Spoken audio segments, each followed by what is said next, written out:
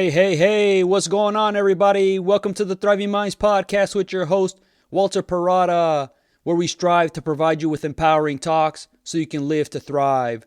I hope you find yourself in the right frame of mind, focusing on all the things within your control. All right, so today's episode, we're going to be talking about change for the better is a process. So last episode, we talked about the Stanley Cup Final 2024 between the Edmonton Oilers and the Florida Panthers. Now we're going to discuss how these teams got there and how they transformed themselves to eventually get where they're at. So these teams built themselves into what they were through a series of years and moves that required them to go through some difficult times. And in those difficult times is when they went through some serious reflection to see what was going on, what was working, and what wasn't. In doing so, this is very pivotal because that's where you can identify those areas that are lacking, but also those areas of strengths that you can build around. Obviously, going through these difficult parts makes you aware of very uncomfortable truths that you might have been aware of or you've just been ignoring. That shock factor can shake our confidence and question ourselves about whether we can do this or not. So for the Florida Panthers, for much of their existence, they were a franchise that were used to very disappointing seasons and had very little success. And eventually that became the norm. But then in 2020, general manager Bill Zito was hired and the process started to change the team for the better, even though it might not have appeared that way as it was happening. Only 4 players were with the Panthers prior to Bill Zito being hired. So it shows just how much roster turnover there is. Alexander Barkov, drafted by the Panthers in 2013, and Aaron Ekblad, drafted in 2014, were instrumental in the team's success, but they had to endure a lot of losing throughout much of their professional careers. And the Florida Panthers are in a market where there's a lot of other sports team with winning success and other things to do. So, the Miami Dolphins, they have their rich history in winning, even though as of late, it hasn't been quite as often. The Miami Heat have won NBA championships. The Florida Marlins have experienced success. Well, now they're the Miami Marlins. And there's just a lot of other entertainment in the South Florida area, so a lot of eyeballs are being pulled elsewhere. So very little support for the Florida Panthers prior to the last few years. They were pretty much an afterthought because of the lack of winning. They were considered the punchline of the NHL. The fan base was just not as strong as other markets like, let's say, the Canadian NHL teams. And it's understandable. People want to see winning for the teams that they support. And with the Panthers having few winning seasons prior to the 2022 season, other than that outlier year in 1996, it's difficult to build a strong franchise with an underwhelming record. It even got to the point where the Panthers were going to relocate to another city just to revive them. It just seemed like hockey was not taking off in South Florida as expected. So these brutal stretches that the Panthers endured were marked by getting older players past their prime with very few young players on the rise, and that was not enough for the Panthers to get them in the right direction. It just kind of kept them stuck in place and would even recede. There was a lot of internal struggle at the top with those that made the decision that affected the entire organization. And this way of running an operation counters many of the positives that are intended to do. High coaching and general manager turnover just left things in flux. It's hard to establish an effective culture if there's a revolving door of people coming in and out. So it all starts at the top. And if everybody's not on the same page, working towards the same goal, that same mission, then it largely becomes a wash that produces poor results. With general manager Bill Zito now running things, he made a series of moves to get the franchise going in the right direction. And in 2021, the Panthers finished with the league's best record. They were a high-scoring team that looked unstoppable, but ended up losing in the first round of the playoffs that year. The interim head coach, Andrew Barut, he did a good job. He took over the team just as the season started. As their permanent coach at the time resigned, Bill understood that the team needed change at head coach to really fuel their success, to get them further ahead, and eventually picked out Paul Maurice. And Paul Maurice was going through a transition period where he was contemplating retiring from coaching. But eventually, Bill and Paul got to talking, and then they figured it was the right fit for each other. So for many, including myself, the thought was, why are you going to mess up a good thing? They made significant progress, and now they can just build on that. But in hiring a new coach, it's restructuring things where it may not work out. And obviously, that's a risk associated with making change. But Bill Zito saw something beyond just what was going on right now. And he was looking out further ahead. How to really compete and make a deeper run to be a more well-rounded, strong team throughout. But then later I thought, you know what? Give them a chance. They've at least made it this far with a good amount of progress. So let's see how this plays out. And man, did it really pay off.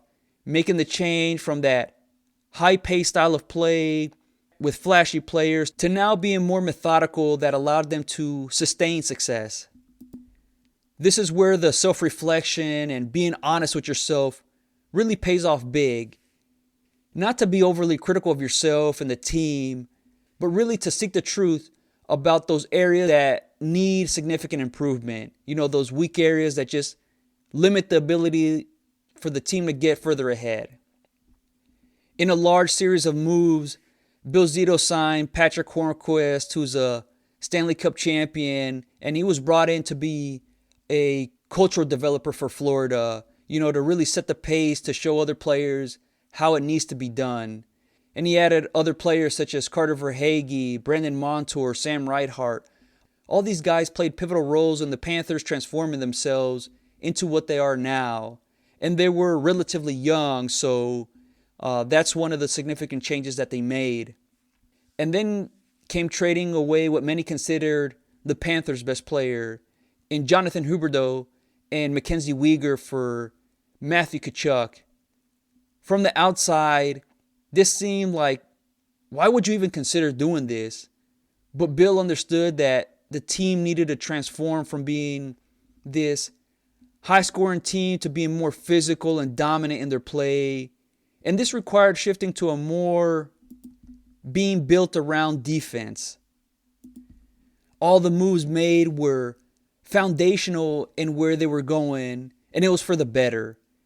In the 2022 season, the team structure looked a whole lot different, from being that high-scoring team to now controlling the pace of the game to really grind it out.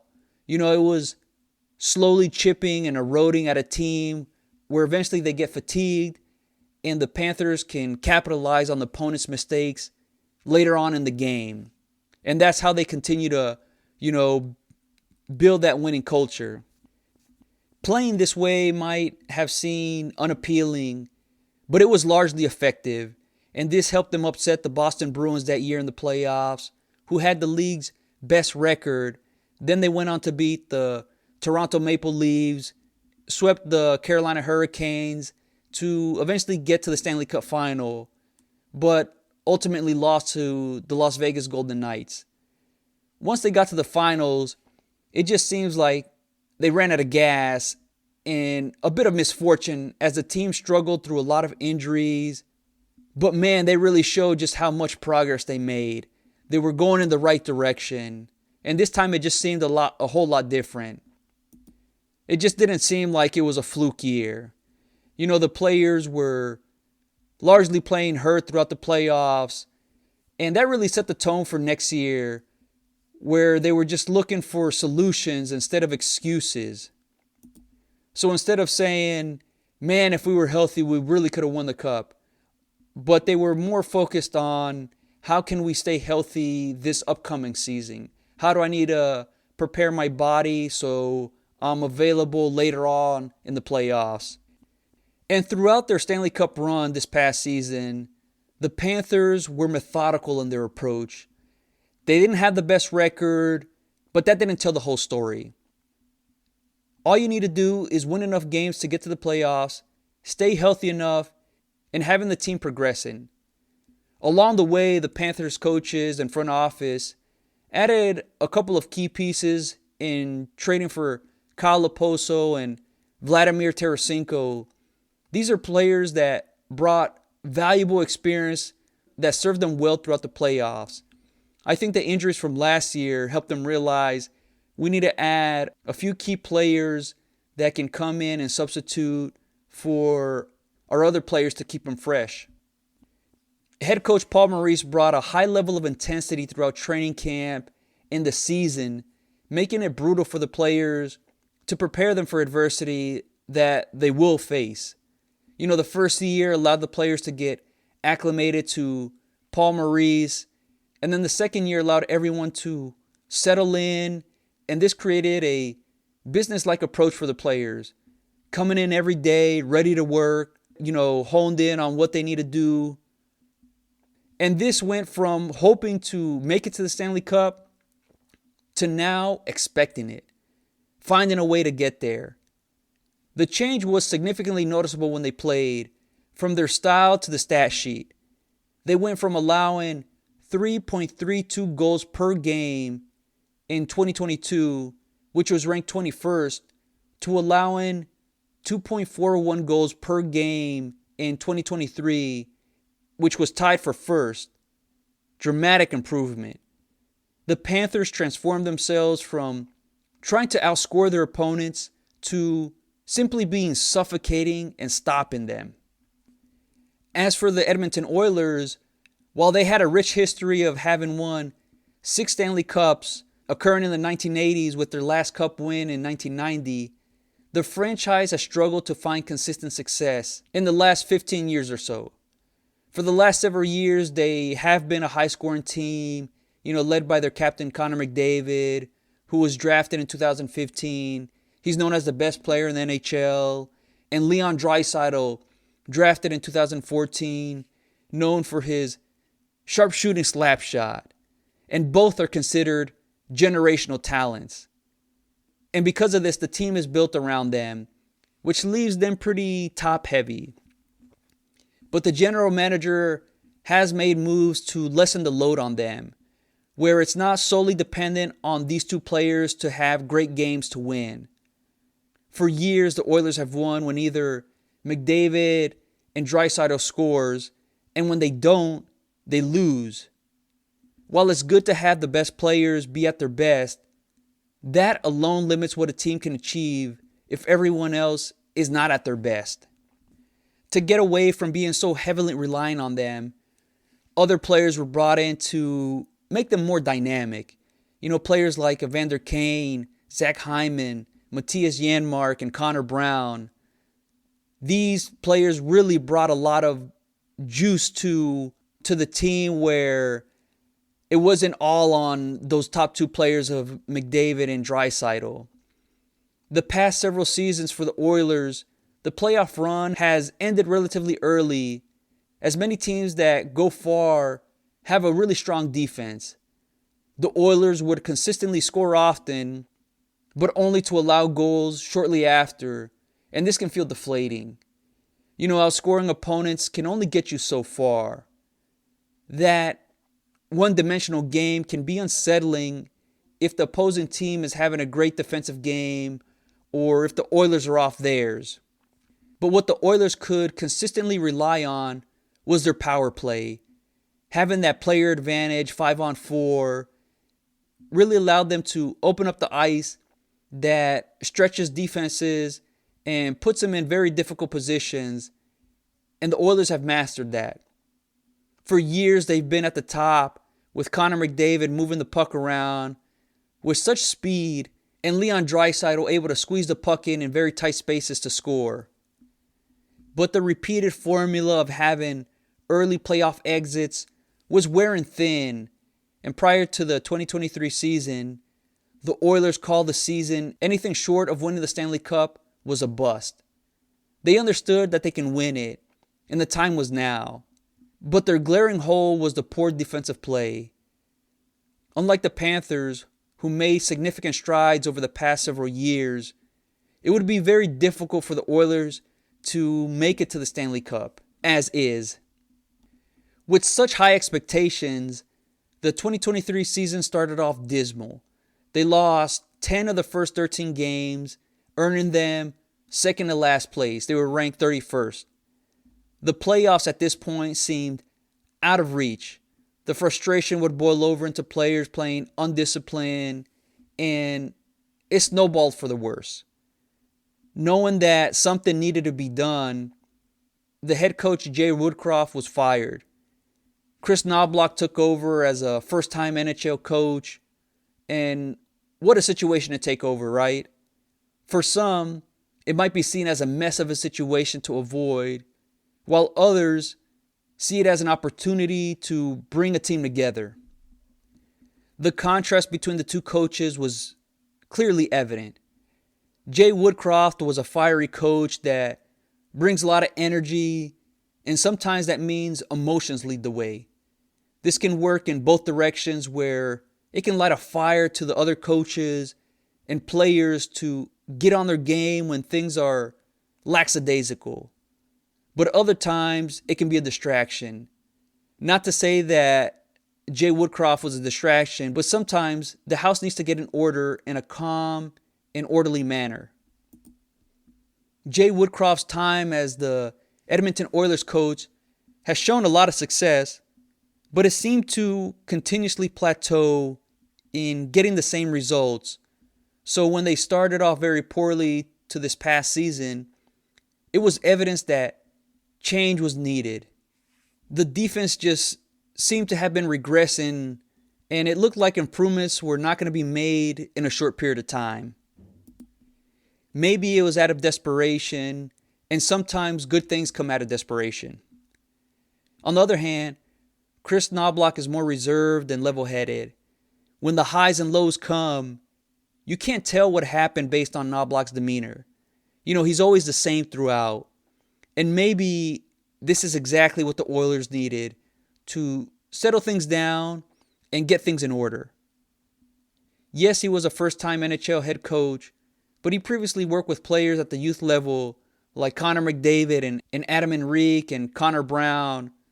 So there's a certain level of familiarity and comfort amongst those players, and that can trickle down to all the other players. It's not like nobody knows who this guy is, and they can start to, just build upon their past relationships, and those players that don't know them, they can confide on the players that do. Another interesting note was Chris Knobloch brought in Paul Coffey to be an assistant head coach who had no coaching experience, but is an NHL Hall of Famer, played 21 seasons, and ranks second amongst defensemen in goals and assists. This obviously seemed to be a risky move, but in a way, it made sense as he's coming from a player perspective and can bring a unique approach to what the team was going through at the time. It would have been easy for Chris Knobloch to have brought in a more experienced coach to help him out, but I think it's important that he went with what he felt was right. He didn't just go with the conventional wisdom of getting somebody with the most experience. Most experience does not equal better. The things that the team were being plagued by was just overall poor play in front of the goalie itself, the power play kill was very weak, and they just ranked at the bottom of the league in those categories. To get this thing turned around, what the coaching staff did was just simplify things. So each player had an identity of how they were going to contribute. We all know that each person has their strengths and weaknesses, and that's exactly what the coaches did. They played to the players' strengths. The physical players were allowed to use their physical style of play to slow down opponents. The fast players were setting up for breakaways to capitalize on scoring chances. Certain players had a knack for disrupting an opponent's rhythm, and they specialize in killing the power play when they're down a player. This allowed players to take a deep breath, relax, and not grip their sticks so tightly. So they were playing loose as opposed to feeling the pressure because of the high expectations that they put on themselves to win the Stanley Cup this season. This took their focus off the end goal and made it more about what's right in front of them, one game at a time. Because as we all know, the season is not won right now. The only thing that can be done right now is right in front of you. And if you take your focus off what's right in front of you, then there's less chance to execute at a high level. How simple and effective that is to just make things less complicated, one thing at a time, knowing what works and what doesn't work, what not to do so you can get away from that. And this makes what to do a whole lot more obvious, that takes up your line of sight. Part of this simplifying things and having players have an identity in how they're going to contribute led them to having Connor McDavid and Leon Draisaitl no longer killing power plays so they can conserve their energy to focus on 5-on-5 hockey and being the first ones out when they're on the power play. This meant that they could really leverage their strengths because these players are known for their offensive play and just scoring goals in general. So instead of trying to be good at all things, the coaches had the players focus on excelling in a few specific things. When each player understood their role, it allowed them to not overthink things and just play fast. This approach of not looking too far ahead and only focusing on what's right in front of you allowed them to be less worried about where they were in the standings. So early on in the season, they were ranked second to last, 31st, and it looked like they weren't going to even be in the playoff discussion. But now, because they were no longer focused on what could be, it allowed them to take care of business, and then they went on a 3-game winning streak, a 5-game winning streak, and even an 8-game winning streak. And then before you know it, they were within reach of making the playoffs and eventually did. And this happens through taking a bite-sized approach where things that need to be done are the things within your control in the moment that you're in. Being too focused on what lies too far ahead or fixating on what already happened leaves you less energy on what you need to do right now. Chris Knobloch and Paul Coffey, they did a tremendous job of being calm throughout the entire process. And how underrated of a quality that is, because the players are a reflection of their coaches. How a coach handles adversity is eventually how the team will. So the simplicity in their approach to turn things around, and one thing of note, they went from being at the bottom overall, and if you look at the details, their power play kill was at the bottom. But then as the season progressed, they had the top power play kill, which was a 180-degree turnaround. They went from being this high-scoring team to being very sound defensively, limiting goals, and were very comfortable in playing low-scoring games when needed, as opposed to just trying to outscore everybody. This set them up for a deeper run in the playoffs, which was evident because they made it to the Stanley Cup final, made it to 7 games, even though they were down 3-0 in the series. Both of these franchises, the Florida Panthers and the Edmonton Oilers, all changed for the better.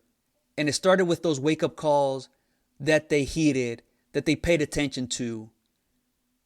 They took the time to self-reflect, to self-evaluate, and see where those gaps are, those weak areas that they needed to improve on. And all of this starts by knowing what it is that you want to transform yourself into. And then you can make the necessary changes, whether it's coaches or players, based on certain qualities. And we can do the same thing for ourselves. It's knowing what we want to transform ourselves into, where we're at, and how we're going to get there. So for the Florida Panthers, this occurred over several years where they went from a high-scoring team to being more built around a stifling defensive unit that is multifaceted. Production came from so many players, not just their top level guys, and this made them even more dangerous. So when one of their star players is having a down game or they're just not producing as much as before, other players pick up the slack, and that can be unsettling for opponents because now they're looking in all the other ways that they can be beat. And for the Edmonton Oilers, their change occurred in a shorter period of time, but they recognized those areas that they were weak in and figured out how to do it.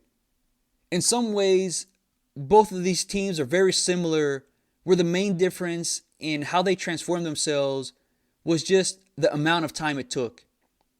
So for the Florida Panthers, over the past several seasons, they transformed themselves into the team that they wanted to be, and that resulted in them ultimately winning the Stanley Cup. Whereas the Edmonton Oilers had to speed up the process, but they were making the right progress. The Panthers were the stronger team defensively, and that ultimately was the difference. So as you're working to change yourself, to transform yourself for the better, know that it's a process, that it requires going through those hard times. And yes, we're going to get frustrated and angry, but we got to use that as motivation to figure out what's going on, to find the answers. We know that change starts with ourselves, and that's fueled by a certain level of self-awareness and accountability that's going to drive things for the better. While in the short term, it might seem like no progress is being made, and sometimes it can even feel like you've regressed, you got to continuously be working towards your goals. Let's not let a moment in time trick us into thinking that that's all we're ever going to be. Setbacks and pit stops are part of the process, and they're needed to grab our attention, to evaluate what happened, to see what you're doing and what needs to be done to get ahead. These two teams are great examples of being committed to change for the better.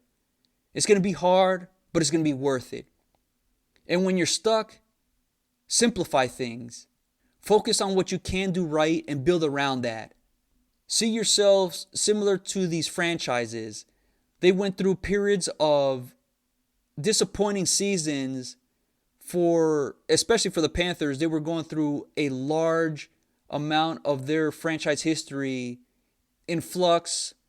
And sometimes we humans find ourselves in that same state where it's years of, I haven't made any progress, I haven't done this. And instead of fixating on that, learn from it. You said, well, maybe it was lack of motivation, maybe it was being around the wrong people, maybe it's needed an improved mindset.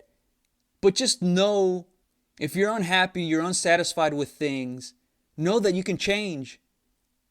Results probably are not going to be immediate, so you got to be committed to it. You got to have a long-term plan of what you want out of yourself.